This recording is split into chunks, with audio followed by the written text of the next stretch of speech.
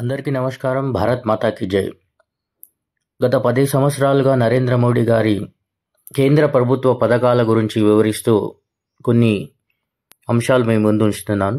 అందులో భాగంగా ఇప్పుడు మనం సంసద్ ఆదర్శ్ గ్రామ స్కీమ్ గురించి తెలుసుకుందాం. సంసద్ ఆదర్శ గ్రామ పథకం ఇది 2014 అక్టోబర్ 11న లోక్ నాయక్ జయప్రకాష్ నారాయణ్ గారి జయంతి సందర్భంగా ప్రధానమంత్రి నరేంద్ర మోడీ గారు ప్రారంభించారు.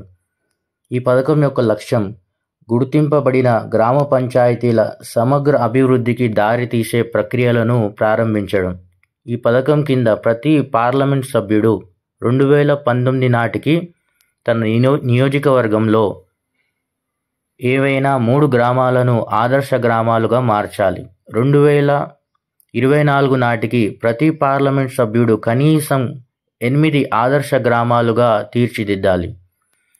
గ్రామాలే భారతదేశం యొక్క మూలం కాబట్టి ప్రతి గ్రామం కూడా అభివృద్ధి వైపు ముందుండాలని ప్రతి పార్లమెంట్ సభ్యుడు ఖచ్చితంగా ఇప్పటి వరకు 2024 వరకు కనీసం 8 ఆదర్శ గ్రామాలుగా తీర్చిదిద్దాలని ఈ పథకం యొక్క ముఖ్య ఉద్దేశం.